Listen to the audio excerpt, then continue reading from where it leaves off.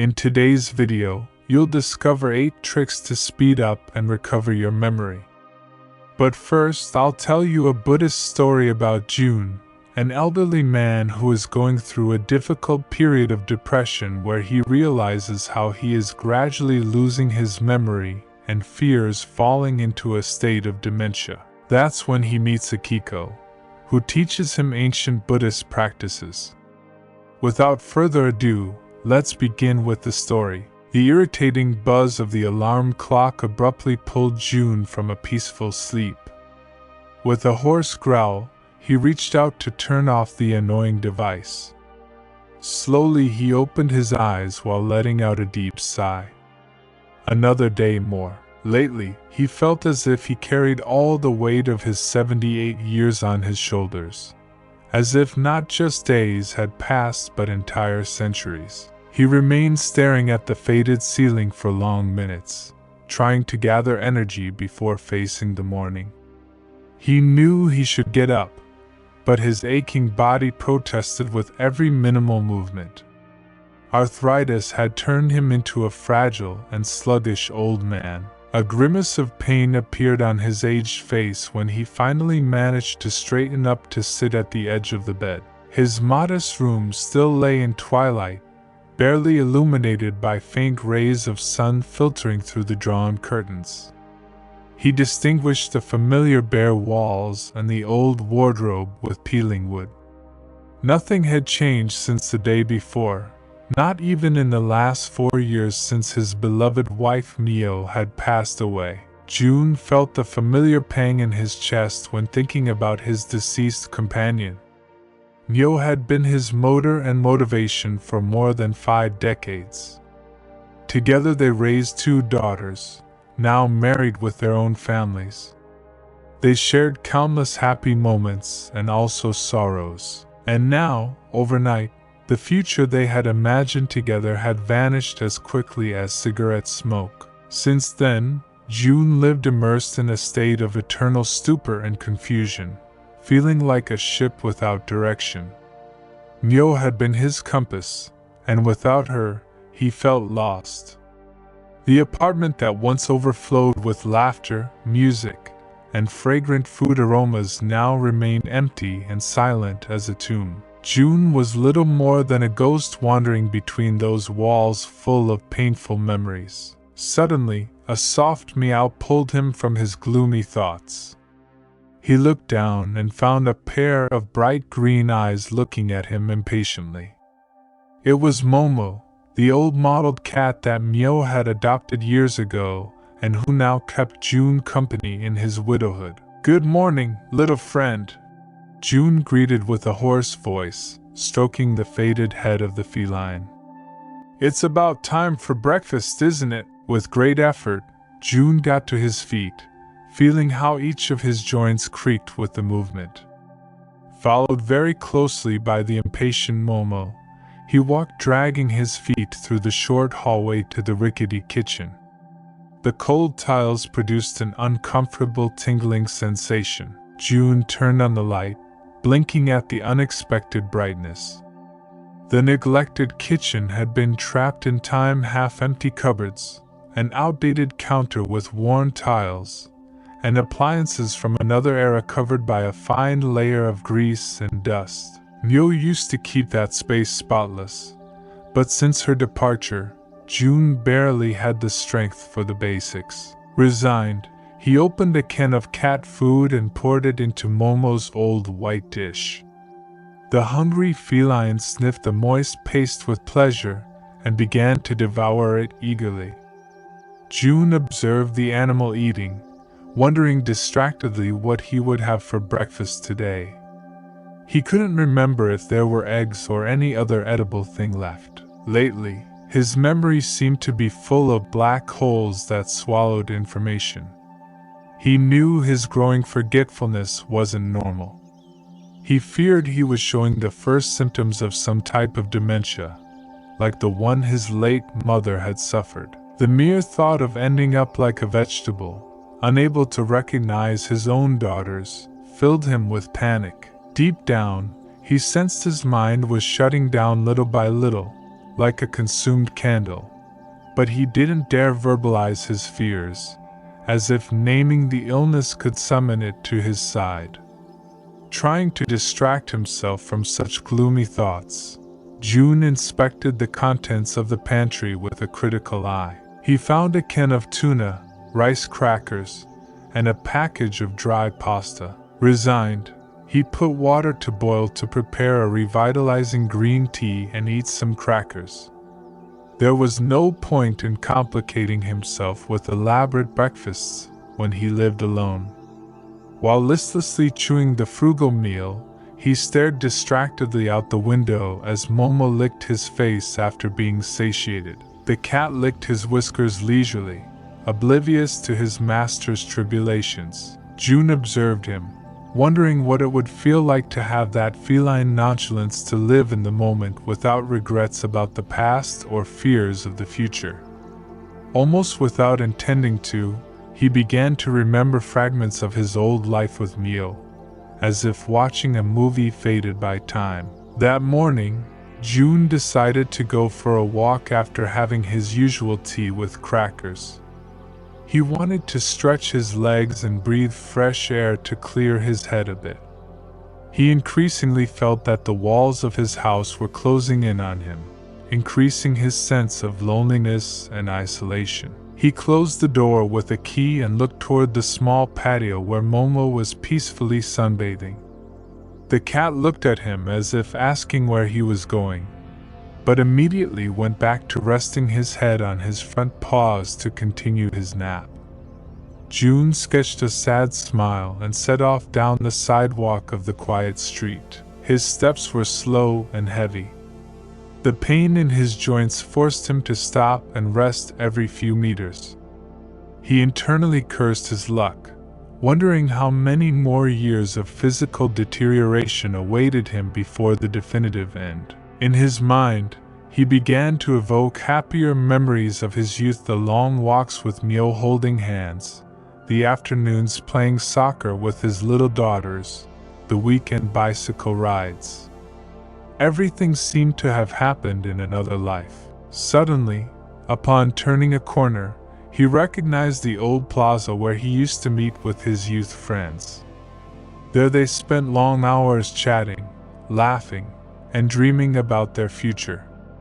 It had been decades since he had returned to that place. Since Mio's death, he had cut contact even with his old comrades. But nostalgia got the better of him, pushing him to sit on one of the benches surrounding the small plaza. While contemplating the crowns of the aged trees swaying gently in the breeze, June heard a voice greeting him. "Excuse me, sir, do you mind if I sit here? The other benches are occupied." June startled slightly, so absorbed was he in his thoughts. When he turned his gaze, he saw standing next to him a Buddhist monk with an affable expression. He calculated that he would be about his same age, but he radiated a strange vitality and serenity. His shaved head and saffron-colored robe revealed his religious vocation. "Of course, sit down," responded June, making a gesture. The monk took a seat beside him and inhaled deeply, as if enjoying the warm morning. Then he turned to June and introduced himself formally. "My name is Akira. I belong to the Zen temple located a few blocks from here. Do you come often to this plaza? I don't remember seeing you before. I'm June, and I hadn't been here for many years. I used to meet with my friends when I was young, but there aren't many left alive," he answered with a touch of bitterness in his voice. Akira nodded with understanding. He seemed like a man of empathetic and perceptive nature. After a few moments of silence, he commented, "It's a beautiful morning for meditation, the cool weather, the bird song. This is what we Buddhists call the eternal now, a perfect moment that is complete in itself." June looked at him without quite understanding what he meant. Meditation, the eternal now, all of that seemed foreign to him, as if coming from a different world. "For some time now, I perceive certain tribulation in your eyes, June, continued Akira in a gentle tone. You seem to carry a great sorrow inside. If it's not indiscreet on my part, would you like to talk about it? Sometimes unburdening ourselves to a stranger can be therapeutic. June hesitated at first to open his heart to this strange monk, but there was something in Akira's serene gaze that inspired trust and compassion, and so, almost without intending to, he found himself relating aspects of his life that he had never shared with anyone. His wife's death, how lost and disoriented he felt, his memory failures, and fear of senile dementia. Akira listened patiently, nodding in understanding. When June finished his discharge with eyes moistened by sadness, the monk put a hand on his shoulder and said, I'm very sorry for your loss, June, but don't let suffering eclipse the joy that you and your wife built together in life. As for your memory, I know certain Buddhist practices that could help you, if you're willing. I can introduce you at the temple to receive guidance. June looked at him confused. Buddhist practices to improve memory? All of that sounded strange and foreign to him, but deep down he felt curious about this unknown world. Maybe it was time to open his mind to new possibilities. That afternoon, when June returned to his monotonous house after the walk, he couldn't get the monk Akira's invitation out of his head. Did Buddhist practices that helped improve memory and mental clarity really exist? He had nothing to lose by trying. After feeding a hungry Momo, June searched the internet for the address of the Zen temple that was just 10 blocks from his house. The next morning, following Akira's directions, June presented himself with hesitant steps at the entrance of the Shomo temple. The imposing wooden gate had intricate designs carved with intertwined dragons. June contemplated the ancient construction with a mixture of respect and bewilderment. He had no idea what awaited him on the other side. Gathering his courage, he pushed the heavy door that creaked open. He entered a central courtyard with a stone path that led to an altar covered with incense. Several monks dressed in orange robes swept the fallen leaves from the cherry blossoms. A supernatural peace seemed to float in the air along with the sandalwood aroma. June, what a pleasure to see you again! Akira greeted him, approaching from one of the adjacent pavilions. He was clean-shaven, and June noticed the absence of his distinctive gray hair. It must have been part of joining this religious order. Akira, thank you for receiving me, said June, making a slight bow. The pleasure is all mine. Come, I'll introduce you to the others, indicated Akira, guiding him to the central courtyard. We're about to start a group meditation session. It's an excellent way to begin familiarizing yourself with the practice. Upon reaching the courtyard, several monks were already seated in lotus position on small cushions. June imitated them clumsily, conscious of his rigid knees. Akira took a seat beside him and waited for the rest of the disciples to finish arranging themselves in rows in front of the altar. When all fell silent, an older monk who served as master stood up to speak. Brothers, let us celebrate this new day by connecting with our inner being. We will focus our concentration on breathing, releasing any mundane distraction to sink into the here and now of pure existence, he said with a deep and intense voice. After these words, he closed his eyes and the others quickly imitated him. June observed everything with curiosity and uncertainty. He had no real idea what to do. Akira whispered to him to close his eyes and breathe deeply several times to begin. June did so, feeling quite awkward in this facet of mystical introspection. He listened to his breathing become slower and more measured, along with the occasional songs of nearby birds. but his mind refused to quiet down. He thought about Mio, about his daughters, about the shopping he had pending.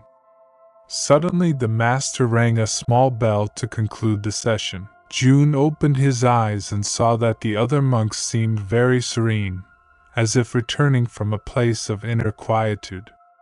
However, he felt restless, frustrated at not achieving that state of mental relaxation. Later, while everyone shared green tea, Akira approached him to know how the experience had turned out. June admitted his difficulties in maintaining focused mind and the discomfort that sitting in lotus position produced. "Don't worry, meditation requires a lot of practice. Take it easy," Akira encouraged him. "What's important is regularity, not missing any day. You'll see how in a few weeks you'll be able to perceive differences." Although somewhat skeptical, June promised to return the next day. He wanted to trust that perhaps this ancestral practice could help exercise his mind and memory. It was worth trying before resigning himself to a future of senile dementia. And so, little by little, those visits to the Shomo temple became part of June's routine. Between the initial difficulties and his persistent skepticism, at least 3 weeks passed until he began to experience some degree of mental quietude. To his surprise, outside the temple he also felt less anxious and anguished. It was as if the serenity gained in meditation permeated the rest of his activities.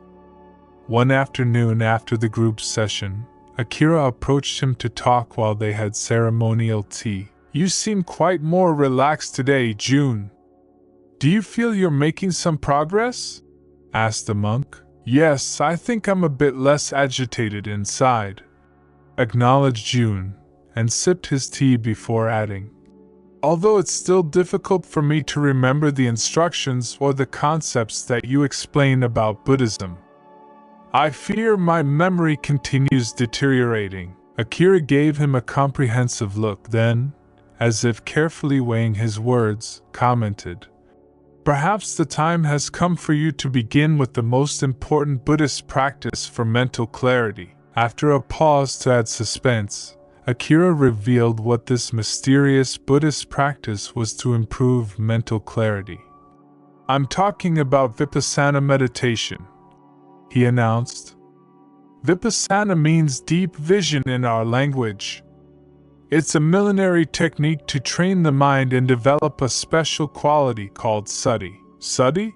repeated June, feeling ignorant in this spiritual jargon. "That's right.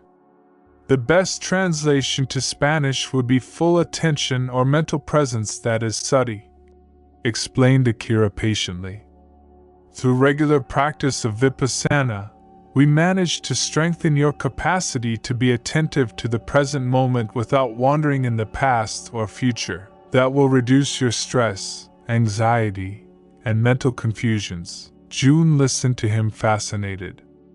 Maybe that was just what he needed to recover his mental agility and stop forgetting things. "A scattered mind is the perfect breeding ground for all kinds of neurodegenerative diseases," continued the monk. "In contrast, a focused, lucid, and strong mind can delay and even stop cognitive deterioration related to age. And all these benefits begin by cultivating sati through Vipassana." June's face lit up with the first glimpse of hope in a long time. He was eager to know more about this singular meditative practice. Akira caught his enthusiasm and asked him to accompany him to one of the most remote pavilions of the temple. "This is our exclusive hall for Vipassana. Here monks and lay people come to perform intensive meditation retreats, some up to 10 days in total silence. But in your case, we'll start with brief sessions to familiarize yourself with the technique. How does that sound?" The severe environment of the pavilion contrasted with the exterior brightness, thick wooden walls, a worn tatama as floor, and an ancient altar with smoking incense. June sat down in front of Akira, imitating his upright posture with crossed legs. The monk started a timer and closed his eyes before indicating, "Very well, begin to observe your breathing. You don't need to modify it, just follow it attentively from the entrance and exit of air through the nose." June fixed all his concentration on this simple task, surprised by the difficulty it entailed. An itch in his knee distracted him after a minute and a half. Before he knew it, he was already thinking about the pending gardening work in his yard. He opened his eyes with frustration. "Don't worry, it happened to all of us the same way at the beginning." Akira calmed him. "It's your mind, accustomed to wandering aimlessly. We must train it like one who trains a hyperkinetic puppy. Let's try again, this time for 3 minutes." The next round wasn't much better. June alternated brief lapses of attention with thoughts about Mio or random wanderings. He was beginning to get impatient, but Akira insisted on resuming the exercise again and again. "Imagine your mind as a container clouded by accumulated mud. If you let it rest, the silt will settle until the water recovers its original purity. That's how you should proceed with your mind, giving it time to quiet down." After half an hour of attempts, June finally experienced a few seconds of mental quietude, observing only his breathing without distractions. It was a fleeting moment, but intense, like awakening from a dream. When he opened his eyes, he felt strangely renewed. Akira nodded, pleased. "You achieved it, even if for a brief moment. That demonstrates that your mind still retains plasticity to retrain old habits and create new ones. If you persevere in your daily practice of vipassana, that spark of lucidity will become part of your natural state. It only requires patience and discipline." June left the temple feeling more hopeful than he had in a long time. He knew that mastering this technique would demand great effort on his part. There were no quick results or shortcuts. But now he glimpsed a clear purpose to focus his final years. He would strengthen his fragile mind like one who meticulously repairs a cracked piece of porcelain, and Akira would be the master craftsman guiding him in the process. The following days, June devoted himself completely to his regular practice of vipassana, just as Akira had indicated. He began every morning early, sitting in the lotus position in front of the modest altar in his living room. He closed his eyes and tried to focus every cell of his brain on observing the subtle variations of his breathing. At first, he still struggled to control the constant mental chatter that distracted him after a few minutes.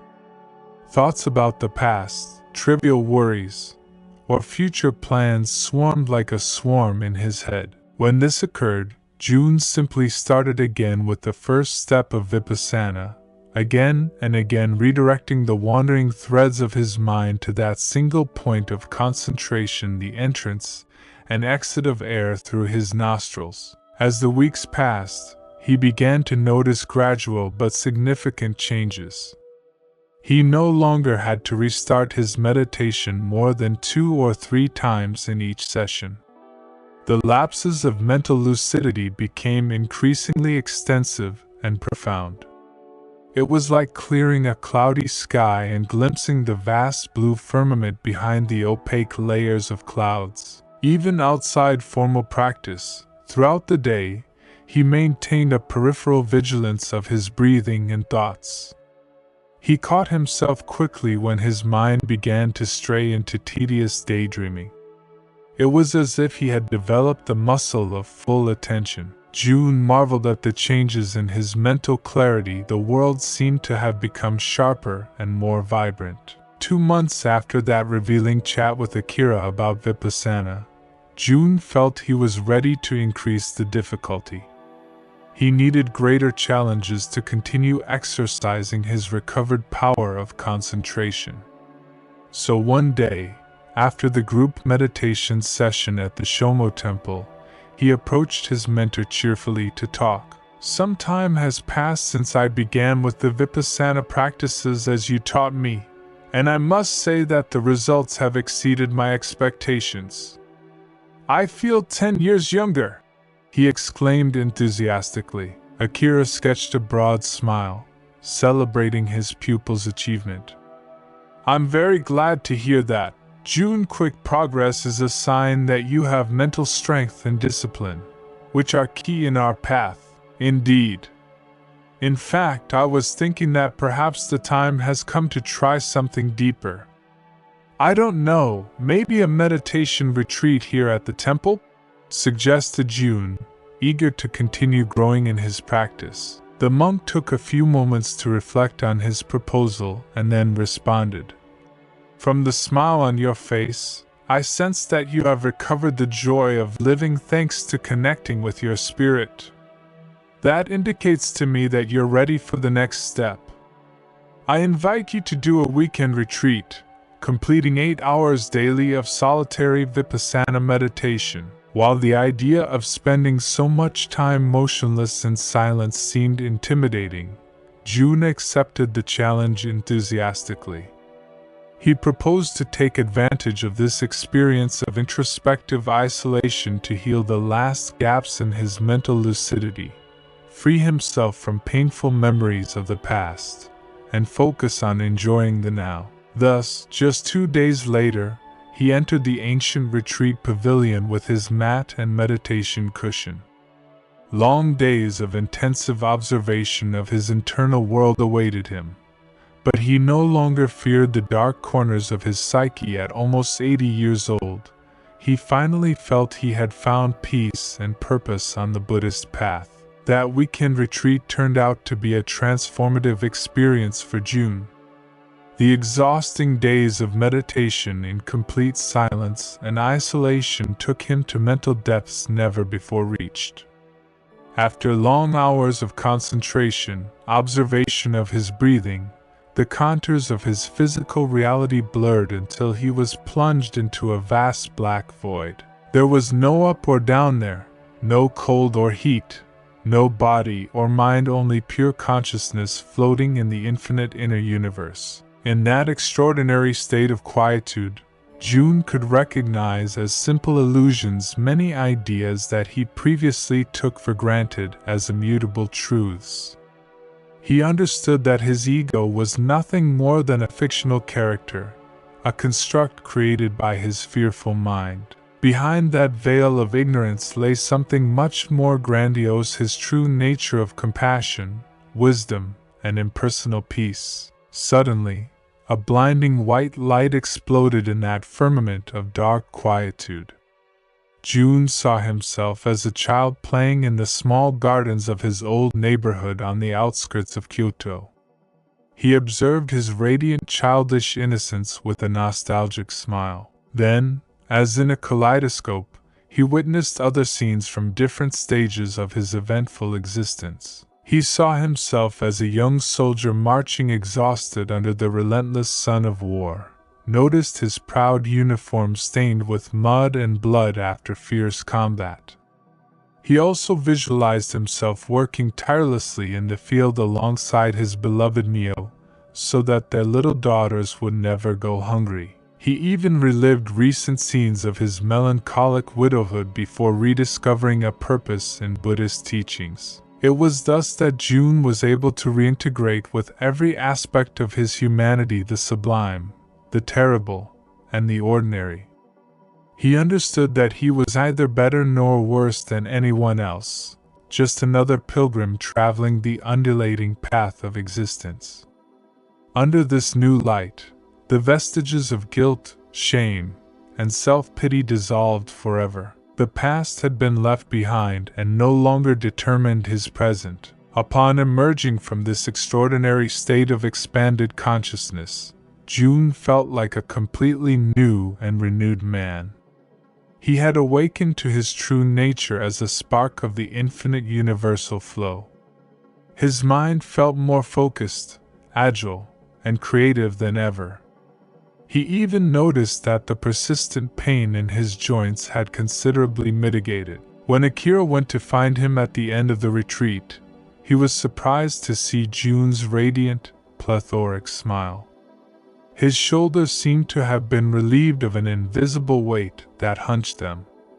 He radiated such serenity in his countenance that Akira could only perform a bow in sign of respect. He needed no words to recognize the profound inner transformation of his disciple. "My most sincere congratulations, Jun," the monk finally said. "You have crossed the door that few manage to even glimpse. But remember, enlightenment is not a destination but part of the process. You must nurture your spiritual awakening with disciplined practice. Don't lose the habit of daily meditation." Jun nodded with a solemn expression. For the first time, he felt he had found his true home right there within the walls of the old temple.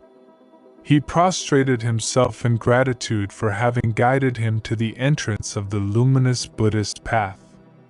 His final years finally made sense, like a rebirth instead of the deterioration he had always feared. That same night, back in the silence of his humble apartment, Jun took a brush and began to trace graceful black strokes on rice paper.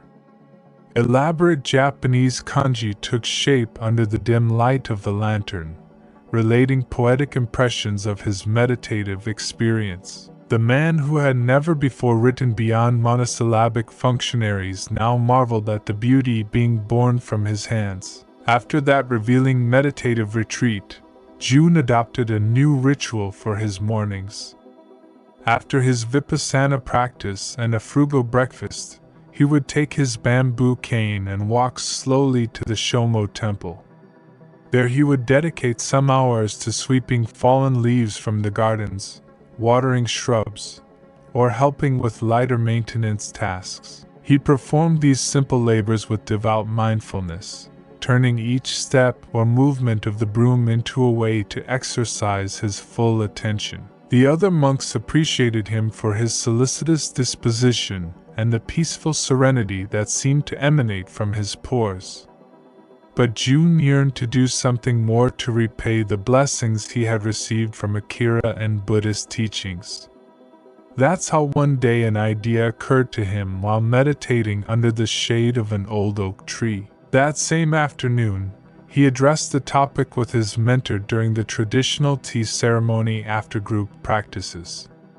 "Akira, after so many months under your wise guidance, I feel that the time has come to transmit to others the wonders that Buddhism has done for my mind, body, and spirit," Jun said enthusiastically. "So I was thinking of organizing a group to teach meditation to elderly people like me. Many suffer from mental deterioration and loneliness. This would give new meaning to their lives, just as it happened to me." Akira listened to the proposal while drinking his jasmine tea. Then he reflected for a few moments and responded, "I celebrate your will to serve others following Buddha's example. Undertaking the path of the Bodhisattva denotes your spiritual growth. Therefore, you have all my blessing to use the temple facilities for such purpose on Saturday afternoons. I trust that you will sow this seed of transformation in many needy hearts." With visible emotion, Jun prostrated himself to express his gratitude. The mere idea of being able to help other disoriented elderly people, just as Akira had helped him, lit a flame of joy and sense of transcendence in his chest. Thus, 3 days later, Jun opened the doors of the modest hall located in the west wing of the temple to receive the first participants of his fledgling meditation group for the elderly. He had spread the initiative among acquaintances and in the only nearby nursing home. That first class had 5 people interested in introspective techniques.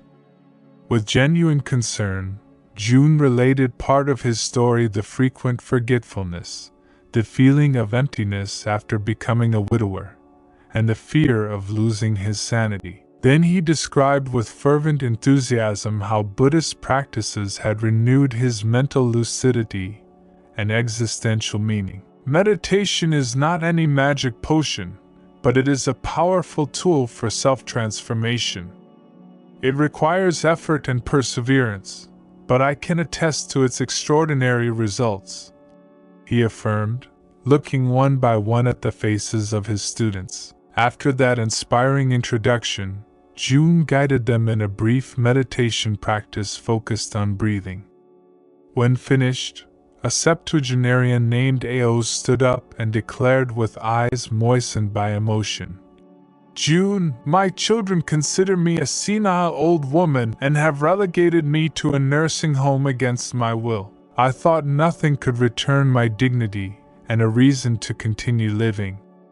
But now that I've heard your story and experienced meditation for the first time in a long time, I feel a ray of hope illuminating the darkness." During the following months, that modest meditation group for the elderly grew rapidly by word of mouth. Each Saturday, a greater number of people came to the Shomo temple, eager to learn techniques of relaxation, mental connection, and spiritual expansion. Soon it was necessary to move to a larger hall to accommodate the almost 30 people who attended weekly. June had to ask Akira and other monks to assist him in order to coordinate the classes, answer questions, and guide the practices of all participants.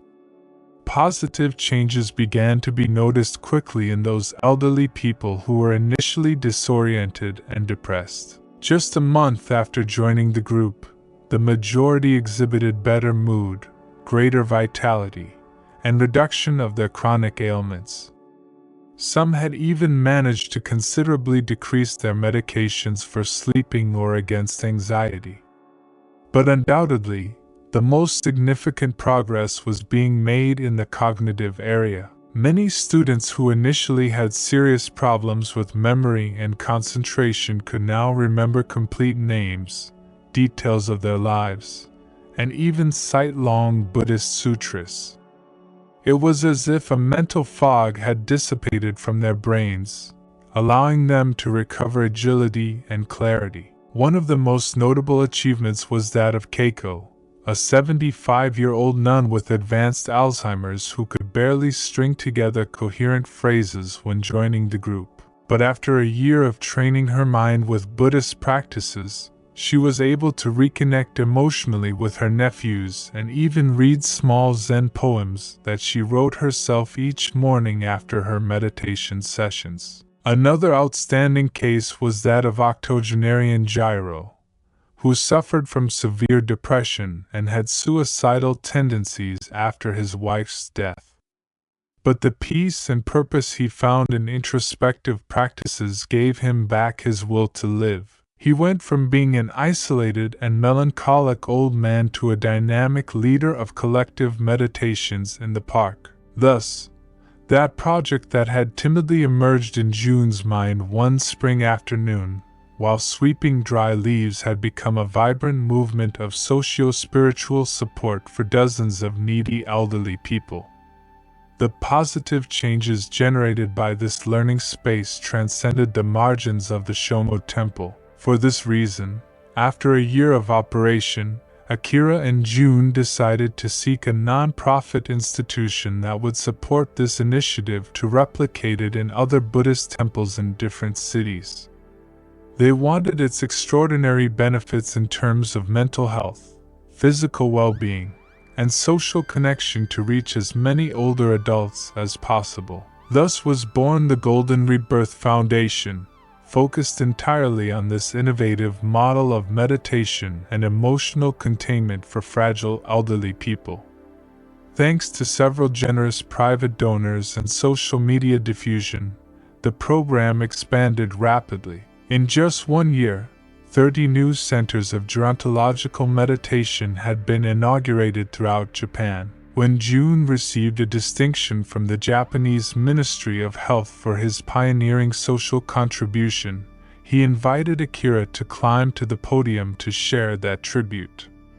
With teary eyes in front of the crowd's ovation, He expressed his deep gratitude for having found a meaningful purpose in his third age. After coming down from the stage surrounded by journalists, June went straight to embrace his eldest daughter, who was waiting for him among the audience along with his young grandchildren. "Father, Mom would be so proud to see you like this, radiating such lucidity, joy, and strength at your 78 years," the woman said with sincere admiration.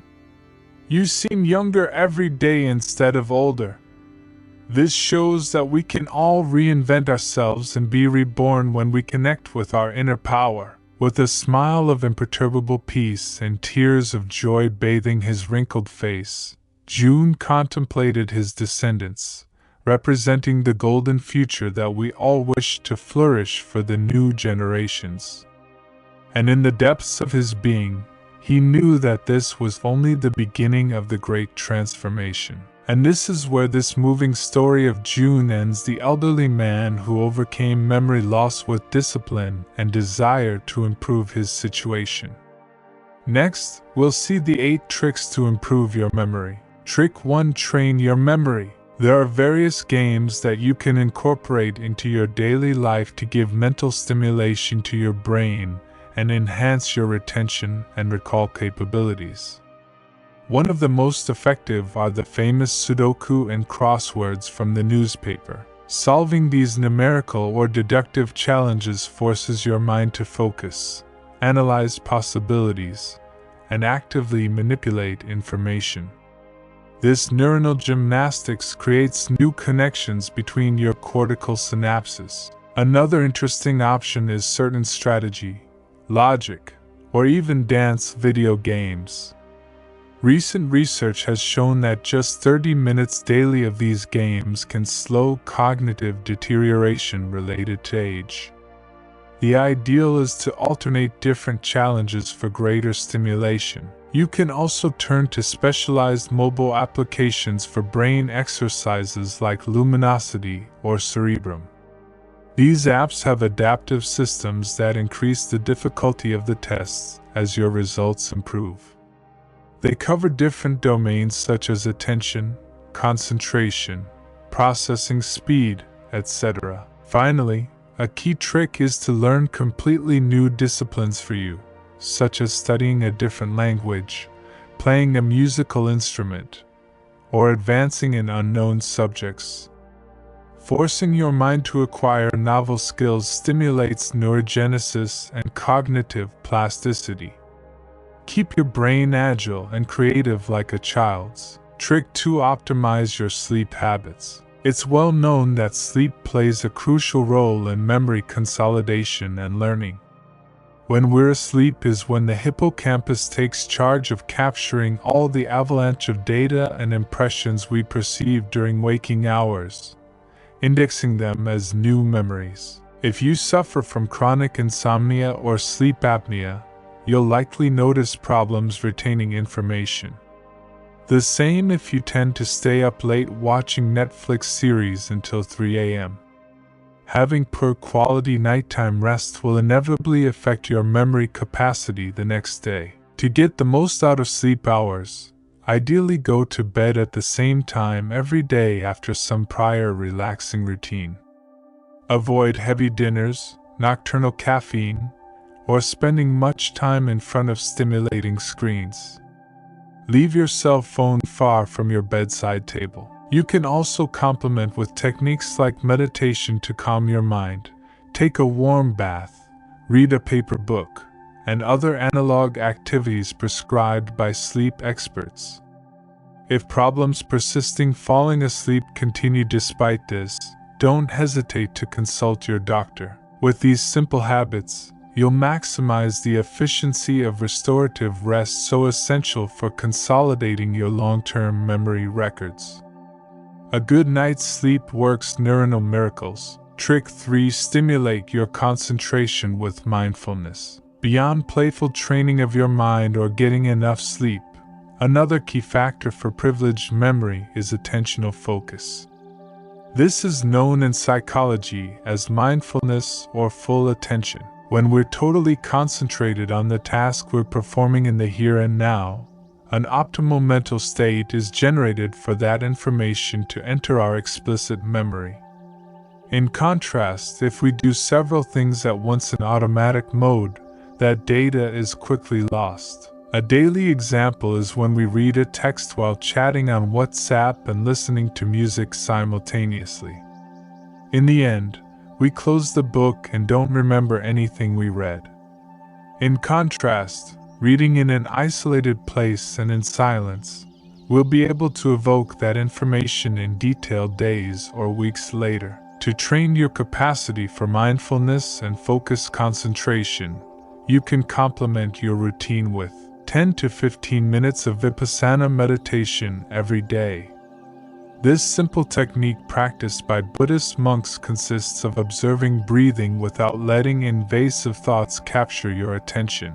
At first, you'll be surprised how difficult it is to keep your mind focused on a single thing. But with daily training, you'll progressively gain greater control of your attentional processes. And as an additional benefit, you'll reduce your stress and anxiety. Trick 4: add physical activity to your routine. Abundant scientific evidence has demonstrated the powerful effects of physical exercise on brain functions like memory. This is largely due to how sports stimulate structural changes in key brain regions like the hippocampus. Researchers at the University of British Columbia conducted a 6-month physical training program with a group of sedentary older adults. After just a few months, significant increases were already recorded in their performance for learning new information and in tests designed to evaluate different forms of memory. Other studies have reported similar improvements in both young and elderly people who were previously inactive after adopting a regular gym routine or simply vigorous walks. Interestingly, these positive changes are maintained even months after abandoning the physical training regimen. While additional research is required to understand the underlying mechanisms, theories point to the increase in neurotrophic factors that benefit connectivity between neurons. Greater volume in gray matter has also been seen thanks to sports. So now you know, if you want to help your brain better consolidate your memories, combine your memory training with some movement. Choose a cardiovascular sport that you enjoy, like running, swimming, or cycling. Your memory will thank you for years to come. Trick 5: take care of your diet and consume antioxidants. Habits that damage your health, like an unbalanced diet, alcohol, cigarettes, and chronic stress, have dire effects on proper brain functioning. But particularly, the lack of specific vitamins and nutrients is directly associated with memory deterioration. One of these essential components are antioxidants that combat inflammation, which plays a central role in the pathogenesis of neurodegenerative disorders causing senile dementia and neuron loss. Therefore, consuming a generous amount of antioxidants protects your precious brain tissue. The best dietary sources of these repairing compounds are berries, blueberries, raspberries, blackberries, etc., green tea, almonds, broccoli, and spinach. Citrus fruits and soy are also welcome thanks to their richness in vitamins C and E respectively. If you can't meet the requirement through foods, there are useful grape seed extract supplements. Similarly, moderate those habits that negatively impact cellular health, like fried foods, refined sugar, processed meats, and other processed foods. Maintaining low levels of cholesterol and body fat is also important. Your memory and intellectual performance will improve notably by adopting these simple but powerful nutritional changes. Trick 6: optimize your hours of mental productivity. Another secret to getting more out of your capacity to process and store information is to focus your period of maximum neuronal activity on the tasks that generate the most demand for you. This is known as chronobiology or circadian rhythms. Each mind functions at its highest potential during certain peak hours distributed throughout the day, depending on whether the person is a morning lark or night owl.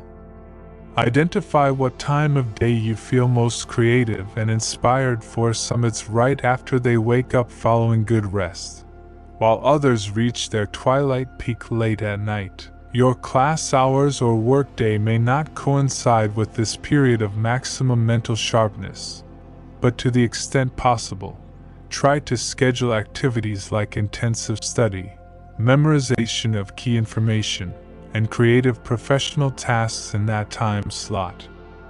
Leave more automatic and routine management for another time. Adjusting work to your biological clock will significantly improve efficiency in using all your brain's power. It's like connecting to the electrical grid right when there's the highest voltage available. Take advantage of your own neuroelectrics. Trick 7. Use visual mnemonics. One of the most ancient but effective techniques for training long-term retention of information is visual mnemonics. It's based on associating what you want to memorize with vivid images and then connecting those mental scenes to facilitate recall. For example, let's say you need to remember a shopping list with the following items: detergent, carrot, yogurt, whole wheat bread, and oatmeal.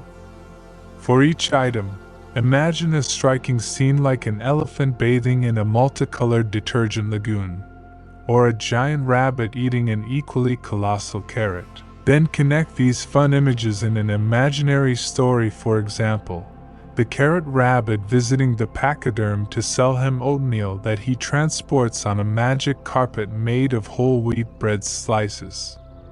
Be as creative and exaggerated as you can. This ensures the mental figures are well imprinted. With repetition of this exercise, you'll be surprised by the enormous amount of data you'll be able to retain in your memory for weeks or even entire years. It's like sculpting visual statues in the brain library.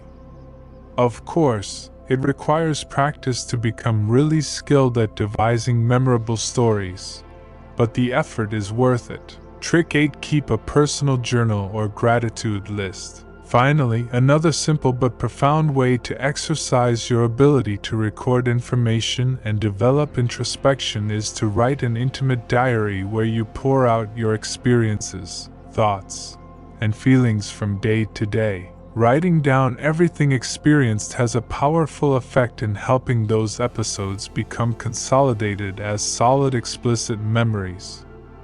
It's the mental equivalent of going from having a bunch of loose printed photos to neatly pasting them in a precious album. But the benefits don't end there, as the mere act of writing down your impressions seems to activate the emotional wiring of your brain.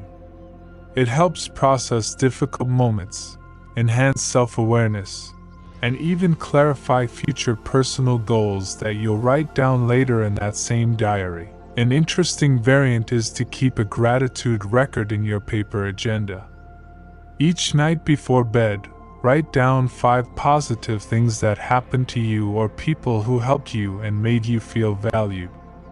Cultivating this attitude of gratitude will maximize your well-being, empathy, and emotional security. It's also a remarkable resource against depression. Whether in digital format or noted in your own handwriting on paper, creating a continuous record of your most precious memories and deep introspections is formidable training for your mind.